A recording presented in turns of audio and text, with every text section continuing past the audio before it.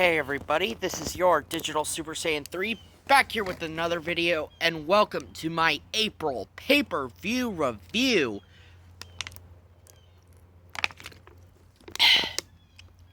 For the month of April, I am doing WWE's Backlash 2009.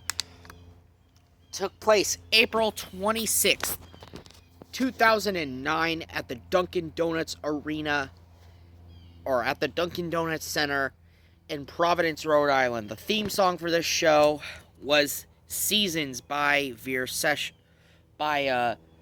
Union. Yeah, Veer Union. Seasons by Veer Union. And this song kicked ass for this Backlash.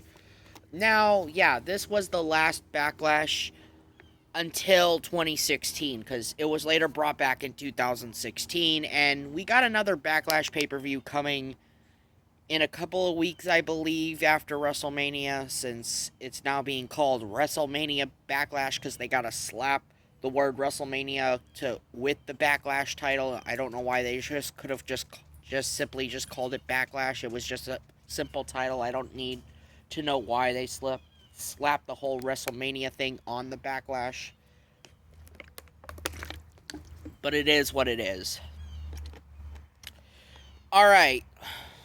Our opening contest is for the ECW Championship, as Christian defeats Jack Swagger to become the new ECW Champion.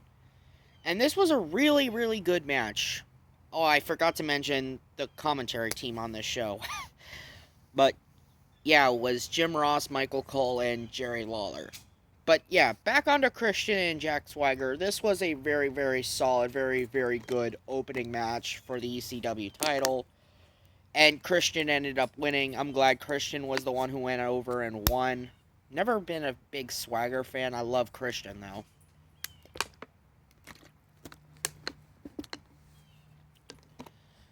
Next up,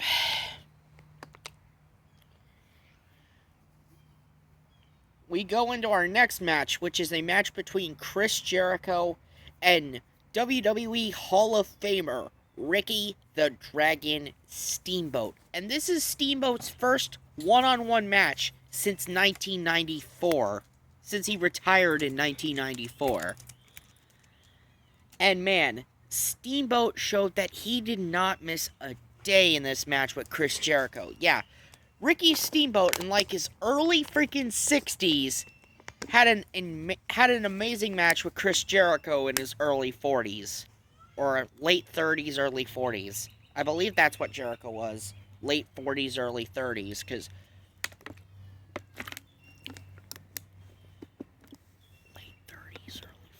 I believe Jericho was 38 in this match, or he was 39. I'm not sure. I can't really think of how old Jericho was at the time. But, you know, this was a great match between two seasonal vets. Jericho ended up putting the walls of Jericho, making Steamboat have no choice but to tap out. But Steamboat put in a valiant effort in this match. Probably a great match between Ricky Steamboat, and the fans gave Ricky a standing ovation, and Ricky deserved it. Ricky the Dragon Steamboat, one of the all-time greats. Amazing match.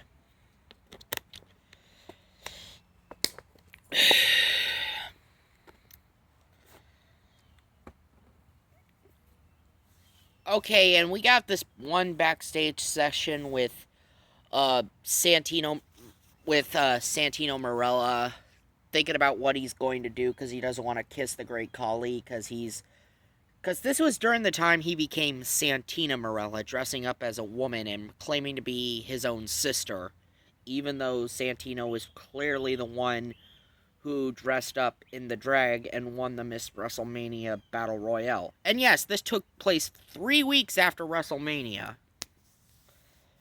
Oh, and he was confronted by Beth Phoenix, and I forgot who was with her. I think it was Candice. I think it might have been Candice Michelle that was with Beth Phoenix. Yeah, I believe it was Candice Michelle that was with Beth. And they confronted Santino in the locker room. And next, yeah, And next up, we get an I Quit match. Brother versus brother. Matt Hardy taking on his brother, Jeff Hardy. Now, yeah, the Hardy Boys as opponents. Not too many people liked their matches against one another. I thought Matt and Jeff were fine as opponents. I mean, sure, their matches weren't as... They were mainly 3-star at best. I know it could have been better, but... Anyway, this I Quit match, I really wish there would have been more use of weapons, but, it was fine for what it was. Actually seeing Matt Hardy use a Texas Cloverleaf in this match, or... No, it was Jeff who used a Texas Cloverleaf, and Matt Hardy used a figure 4 leg lock in this match. They focused a lot of pure wrestling in this match, just pure wrestling holds in this match. Of course, this I Quit match ends when Matt Hardy is tied up to this table after Jeff bound his hands and feet with duct tape and then used a rope to tie Matt's hands and feet, or to tie Matt down so he wouldn't squirm off the table. And then Jeff gets a ladder, and then Matt says, "Jeff, no. Don't do this, Jeff. I love you. Daddy wouldn't like it. He wouldn't like us fighting, Jeff. I quit. And yeah, Matt Hardy says he quits, but Jeff, knowing Jeff, he still does it anyway. He does a leg drop off the top of the ladder and puts Matt through the table, ending their whole feud they were doing in 2009. After all, Matt got the win at WrestleMania, and Jeff, this was like a really good blow-off, and then then Jeff, I believe, would go into a feud with Edge following this. And yeah, Jeff would later go on and work a program with Edge. Next up, we get the Kiss Cam, the Great Khali Kiss Cam, as Ranjit Singh and the Great Khali come out, and Khali wants to kiss Santina Marella, and Santina comes out, and she's shy and says, "But I love JR." And JR's like, "But I'm married." And King's like, "Really? You had feelings for this?" And JR's like, "King, I'm married." It was really funny on the commentary for this, but then, oh my god, then Beth Phoenix and Candice Michelle, thank God, come out. And then Beth calls Khali stupid because he couldn't tell the difference between a man and a woman, and it led to Beth getting knocked out and Santina instantly pinning her. And it was supposed to be for the Miss WrestleMania crown. And Santina Marella ended up winning, but I believe not without getting the shirt nearly stripped off his or her back, or his back.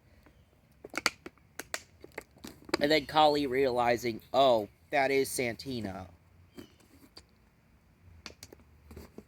Man, I really hated this segment. The Kiss Cam segment really was unnecessary, and the impromptu match, I don't get why Beth had to put Santino over like this. It felt ridiculous. And, oh yeah, this whole Santina Marella thing, where Santino was... It would continue until, I believe Extreme Rules, as Santino, as he would face Vicky Guerrero in a mud pit match, I believe. Or a hog pen match at Extreme Rules. Yeah. Next up, we get a 6-man tag match for the WWE Championship, as Triple H is the WWE Champion, and he's teaming with Batista and Shane McMahon to take on Randy Orton, Ted DiBiase, and Cody Rhodes of Legacy. And if any member of Triple H's team is counted out, disqualified, pinned or submitted, then Triple H will lose his WWE Championship and Randy Orton would become the new WWE Champion. The six-man tag match was alright. It was not a bad match, actually. The match was fine, but I don't like the idea of the WWE Championship being defended in a six-man tag match. I don't understand why WWE did that. It was stupid back in 2000 when they did that at the King of the Ring, and it's stupid here too.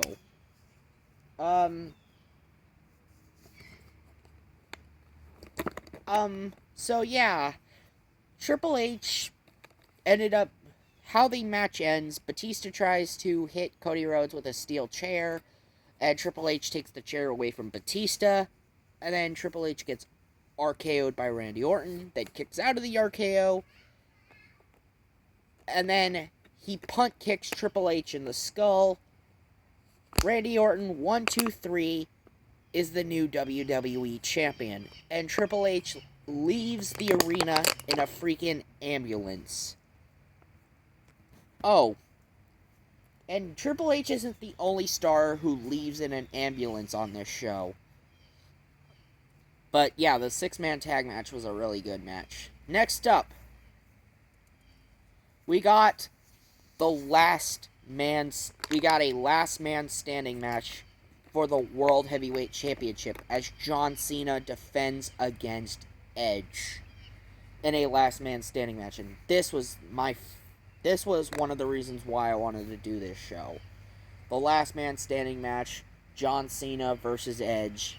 Oh, and also because of that I Quit match, and of course Ricky Steamboat and Chris Jericho. So, last man standing match, John Cena and Edge for the World Heavyweight Championship. Supposed to be the final encounter, the final chapter of the saga that is John Cena and Edge. After all, John Cena was involved in a triple threat match at WrestleMania, defeated both Edge and the Big Show at WrestleMania after lifting Edge and the Big Show over for a double attitude adjustment, or FU. I believe now it's an attitude adjustment. By this, no, it's not called the attitude. No, I believe it's still called the it was still called the FU until I believe until later on it would later be called the attitude adjustment. Anyway, so yeah, this match was an incredible last man standing match from start to finish as Cena and Edge beat the ever-loving hell out of each other. It ends near the stage as John Cena attempts to attitude adjustment Edge, and then the Big Show comes out and he attacks Cena, choke slams John Cena through a spotlight, and John Cena is counted out with the full 10 count, and Edge is the last man standing. And Edge becomes the new World Heavyweight Champion, and Cena leaves in an ambulance after going through a spotlight thanks to the Big Show.